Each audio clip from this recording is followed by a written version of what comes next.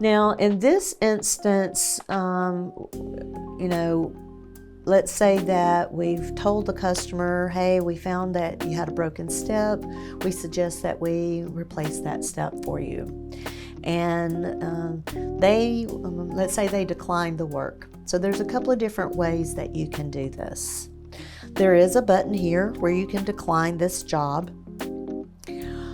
However, you may want to keep this as an estimate for, the future in case they come back in to have the step replaced by your dealership. So what we can do now is we'll save this,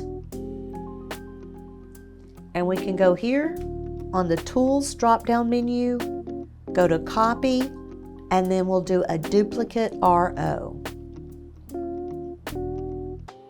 All right, so now this RO number has appeared for us, and what we can do is change this to retail, and then go back in and remove the job that they wish not to have completed today. So you make your selection, double click to open up this repair job for the broken step, and then remove this job. Yes, we want to remove it.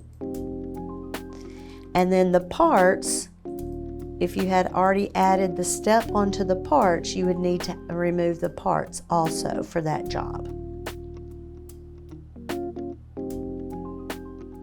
So now we're back to the oil filter here for the oil change that the customer approved. And then here on the cash out, our total being $139. Okay, we're going to go ahead and cash out.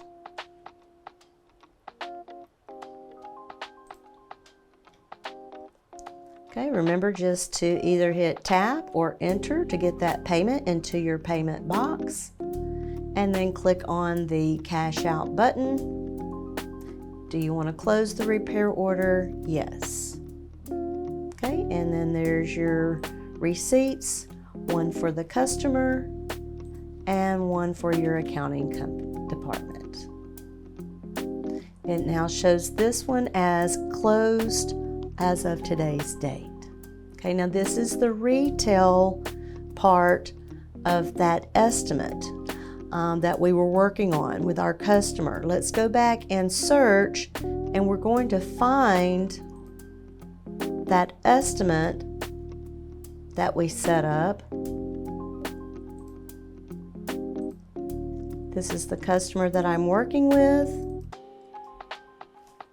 Okay, we've got Andy, and this is the retail estimate that we're going to look at keeping on the system. But if you don't close it, it's still going to show as being an open RO.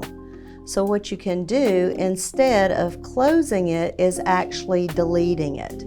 Now before we delete it, you would take off the repair orders that you completed. So we did the oil change, so we can remove that job. Let's make sure the step is on here for the repair order.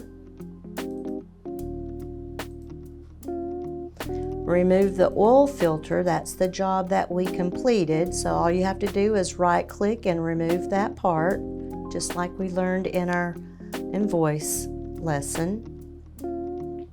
So now we've got the step and the service or repair job for replacing the step.